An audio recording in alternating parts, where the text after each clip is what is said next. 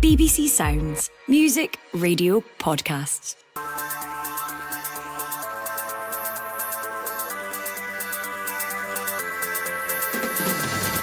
Hello, I'm Adam Binnie and this is the Scottish Football Podcast.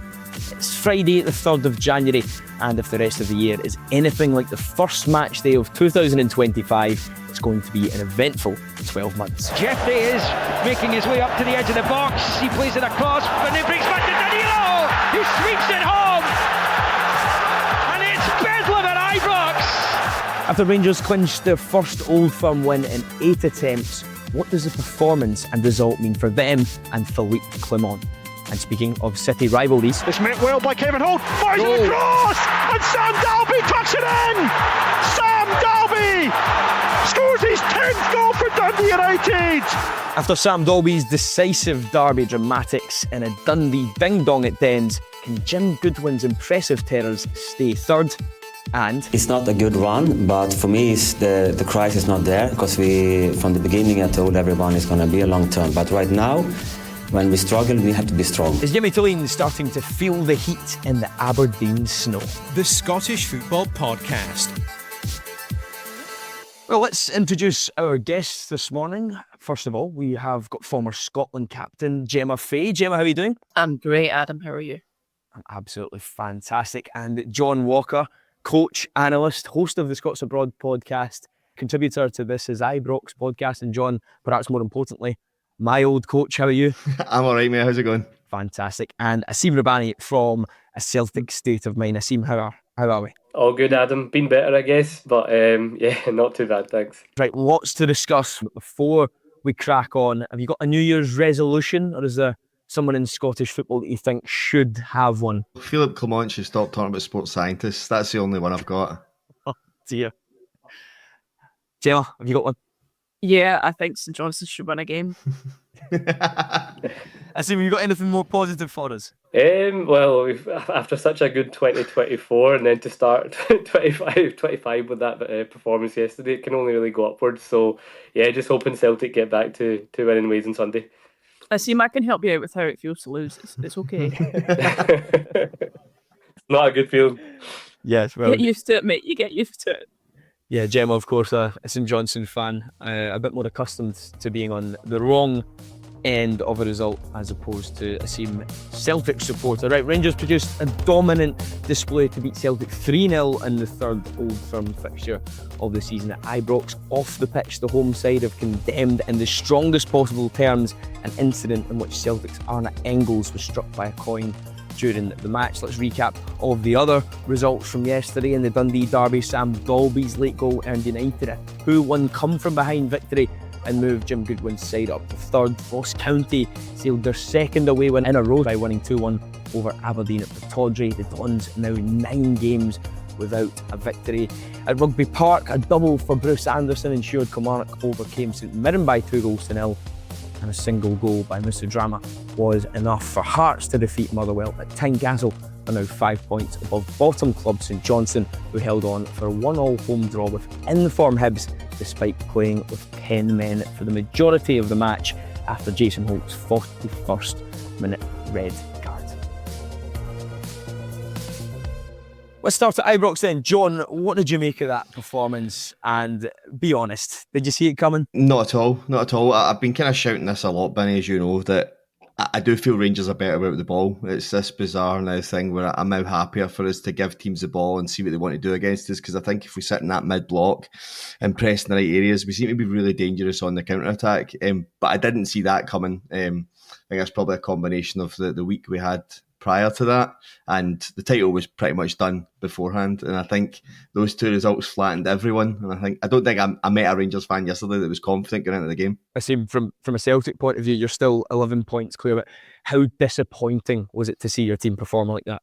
It was an unrecognisable Celtic performance. I know the cup final was obviously a close run thing as well, and many argue Rangers were the better team that day, but yesterday was a doing really of the kind that we've not seen in quite a while. So 11 points clear or 14 points clear going into it. Regardless, I think that kind of level of performance has got a lot of Celtic fans scratching their heads as to why. But ultimately, yeah, if we look at it in the grand scheme of things in terms of the title race, hopefully, it won't be too detrimental. But you never want to be on the wrong side of that kind of hammering on a derby game. So a lot of questions to be asked, really. Gemma, as Asim said before the match, Celtic were 14 points clear. Brendan Rodgers thinks that maybe that commanding lead took a bit of the edge off his team. Would you agree with that? Yeah, I think. Look, and I know everybody says it doesn't matter. It's an Old Firm derby. You always need to beat Rangers, or you always need to beat Celtic, whichever side you sit on. But it does take off. Like the jeopardy of losing that game is not significant compared to what it would be if there was a point in it, or if this was a 6-pointer.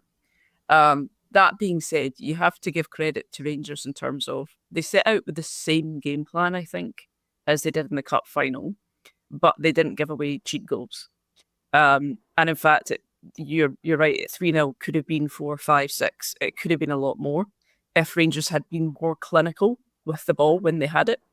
I think they squandered a fair few opportunities. But I agree with John that if Rangers can let teams have the ball and force them to break them down, it works much better for them. It really, really does, especially when you've got Egeman and Czerny working the way it did. And Hadji, he was like a man possessed yesterday. I was a bit worried he was going to leave the pitch at some point because he was so emotionally involved in the game. But they did so well just forcing the likes of Scales to have the ball, try and find a pass, but they cut off the pass to McGregor. They cut off the ball to Hatate, and Celtic were kind of at a bit of a loss what to do with it. So yeah, a little bit of complacency probably set in. I do see it as a blip for Celtic. It's so uncharacteristic of how they've performed this year. And sometimes you just get them. Sometimes you need a little bit up the backside to say it right. You can't just roll in, week out and expect to perform.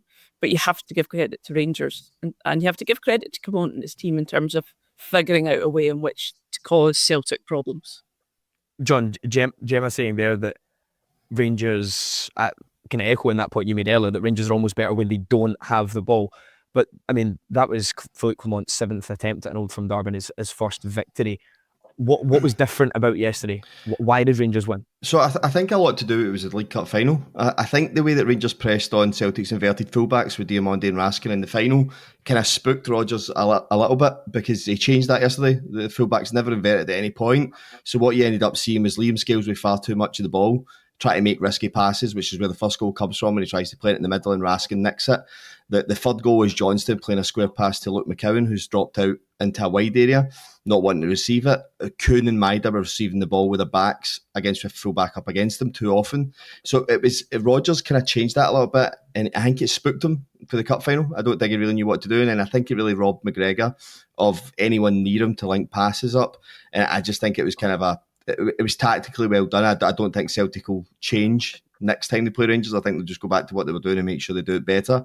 But I think Rangers will set up to press well on both those areas. But they finally figured out that if you do play Liam Scales and you give Liam... And I know a lot of Celtic fans have been saying this. Liam Scales has been fine. He's been fine for Celtic. But I think when you realise you give him enough of the ball and give him enough rope, he'll end up hanging himself for the ball. And that's what I think Rangers have figured out, how to kind of time that press. When you go past McGregor and he's no longer the pass, you can go and press as a front two, but as long as you're blocking out McGregor. And that's what happened in the 6 Old Firms prior to the final, was we did not understand when we had to block McGregor's pass. And I think we've now just kind of sorted out, because I don't think I remember any back-to-back Old Firms where Callum McGregor's been as quiet as he has creating. I've got to ask you about Nico Raskin as well, taking the armband yesterday. Just how impressed were you by his performance? I think that's the Nico Raskin that we thought we had signed, and I know he hung himself a little bit with a couple of his comments about Rangers were a stepping stone to Chelsea in the Premier League, and I think maybe you reserve those comments until you've won a few trophies in Scotland. But I think in the last 10 games you've kind of seen that Nico Raskin actually is at that quality. Injuries have robbed him and then not been able to get back in the team, but he's phenomenal. I think he improves everyone around him. Diomande, Bezrami looks better because he's got somebody working, but Nico Raskin, in duels, turning over the ball, he's changed the whole team. And I think that's the problem with Rangers, is that because we do not have and people go off their nut when he keeps saying this, because we don't really have a style of play, you're relying on players to win duels and players to cover 14k, get around the pitch. It's a lot to ask. If you lose Nico Raskin in that team, you go back to being a team that can look why they're 11 points behind Celtic, But whilst he's fit, I'm not going to complain. It seemed the stats make for pretty grim reading if you're a Celtic fan. Rangers 24 shots to Celtic's 4, and an XG of just 0.07. That's the lowest in a Premiership match this season. Were you surprised that Celtic weren't able to threaten what was really a makeshift backline for Rangers, with probably 3 of their first choice 4 defenders missing and their goalkeeper? Yeah, I think that was one of the biggest disappointments of the game, because I thought, first few minutes actually Celtic started on the front foot, got a corner, looked like everything was going fine, and then as soon as I think it was McGregor gave the ball away, and then Scales quickly after that, and then from then on in, the passing and some of our better players, I'm including in that, Nicholas Kuhn, Alistair Johnston, have been Celtic's best players this season, and they were so careless in possession. Rio Hatate as well. And you were just waiting for a spell where we would start getting control again. And as kind of John alluded to, it's usually Callum McGregor that would be the springboard for that. But Rangers in the last couple of games have really stopped him from getting involved and being the heartbeat of the Celtic team. So it was just one of those games where we just never looked like scoring. We never looked like troubling. And as you mentioned, Rangers with a makeshift back line, the reserve goalkeeper in, you really hoped that we would trouble them. But at no point did I feel Celtic really got a foothold in the game, and that was the frustration. But look, these things can happen. We've been on Rangers have been on the receiving end of those kind of games before. I think the important thing for Celtic is how we react to this now. Our other defeat this season was in Dortmund, and everyone was worried how we would react to that. And I think the team did really well ever since then. So I think the important thing for us now is that we show that same kind of character and come back and show that lessons have been learned from these last 2 games against Rangers, where we can start to look more like ourselves. Just final bit on the Old Firm match then. John, Philippe Clement was under a lot of pressure going into this game. Just how important was that result and that performance for him? Yeah, I mean, we were talking about it. I think Alex McLeish was the last Rangers manager to go that long without a win, but Alex McLeish had 5 trophies in the bank at that point, so he got kind of let away with it. I don't think he could have gone another one without that place becoming... That place was on a knife edge. I know Ibrox always is, but that place was going to be hideously toxic if that result hadn't went the way it was. So I think just for confidence, I think to get one over on Rodgers and kind of prove to us that he can kind of figure out how to play against Brendan Rodgers or a team like that was vital. Hibs away for Rangers on Sunday at midday. Gemma, how do you see that one going? It's a difficult one to call, because you get a performance like you did in the cup final, and then all of a sudden you're back on that roller coaster, aren't you? John, I mean, if you don't like theme parks or roller coaster rides, don't be a Rangers fan. Because it could go spectacularly well, or it could be an absolute damp squid and you sitting there scratching your head. I would hope that Rangers have enough. Hibs have come off the back of that draw against St Johnstone, which I know we'll talk about. But it's not going to be an easy game for Rangers. But I think if they can take the momentum from this game, if they can also, and you talked about style of play, I quite like the fact that the Rangers didn't want to play with the ball at the back. They just wanted to get it forward and pick up second balls. I think that's quite good for Rangers, because they're so, when in that midfield, as you said, John, they can be so aggressive and win the ball, and then they've got players that they can use on that counter-attack. I think that Rangers have got enough to win it, but I say that with my fingers crossed. I'm not too sure. Asim, we'll let you go here as we conclude the Old Firm chat, and we'll move on to the second derby of yesterday. Thank you very much for your time. I see John and Gemma, you're going to stay with us as we go through the Dundee derby. So let's head to Dens Park, where Dundee United earned the City of Discovery bragging rights. Gemma, I'll start with you. Just how sweet will that win have been for them? I used to live in Dundee. As a St Johnstone fan, that was interesting. I used to go to Dens Park as a kid to watch the matches, and there's nothing like a Dundee derby. People talk about the Old Firm derby, but if you've ever been to Dundee on Derby Day, it's something special. And before we talk about the game, we just need to take a wee moment to talk about Simon Murray.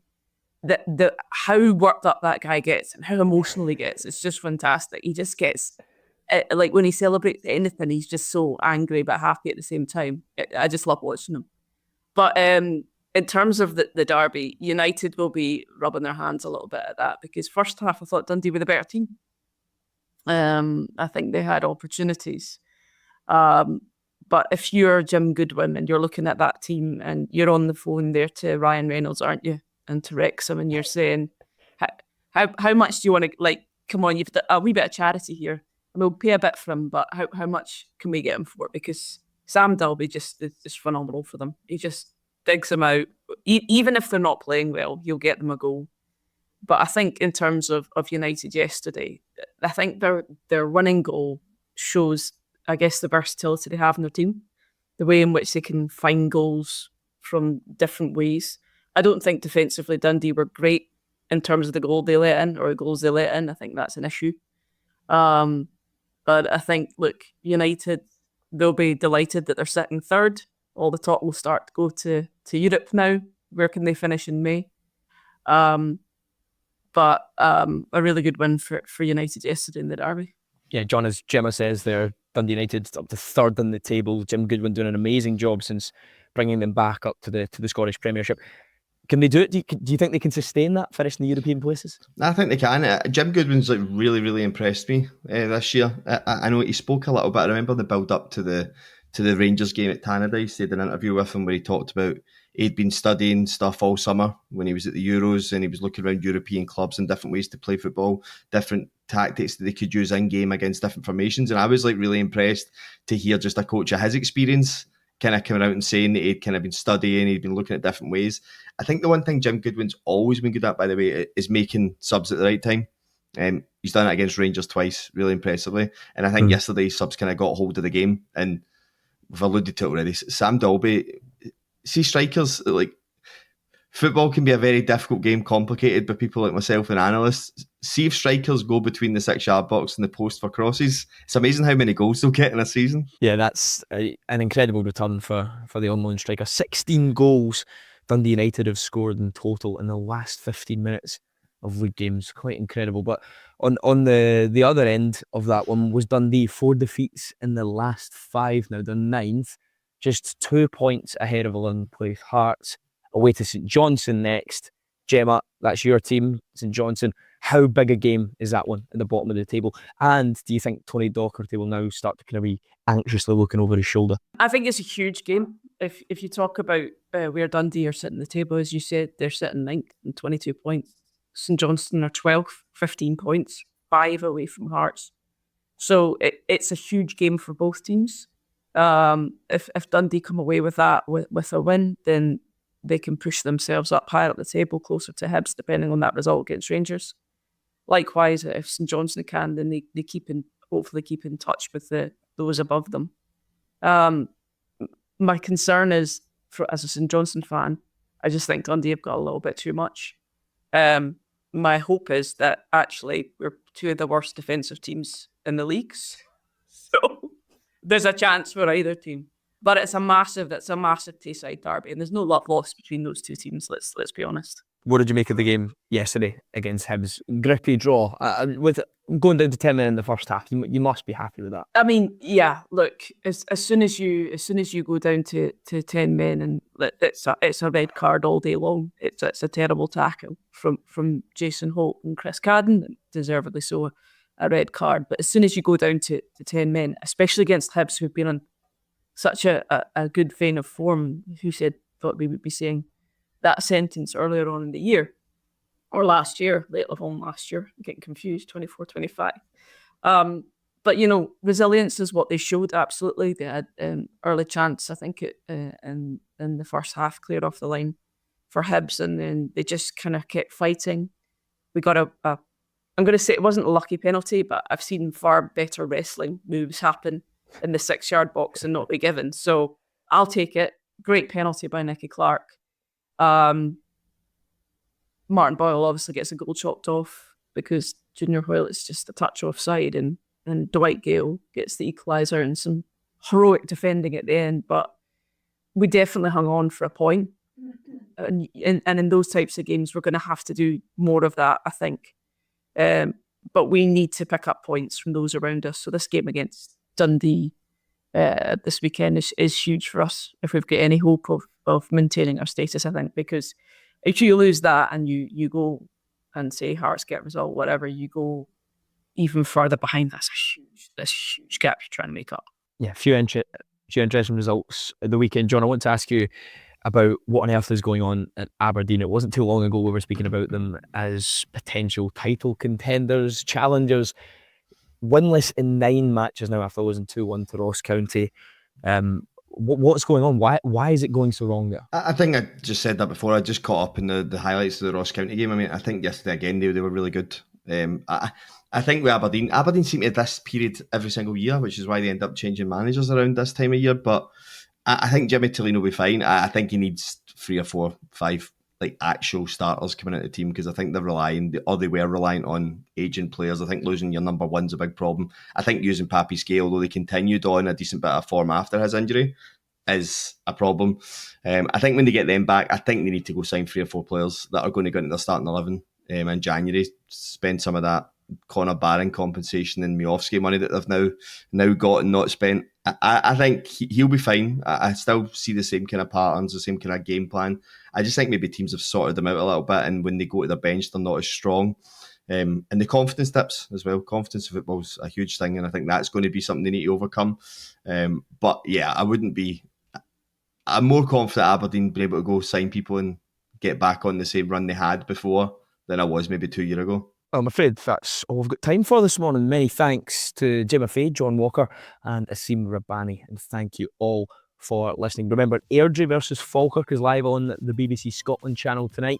Sports Sound will have all the action on BBC Radio Scotland across the weekend, and Sports Team will have the highlights on Sunday evening.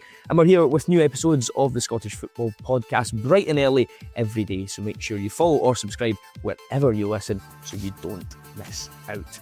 That's all after the first match week of 2025 is over. 2 derbies, 6 goals between them, and plenty of carnage. Just the way we like it.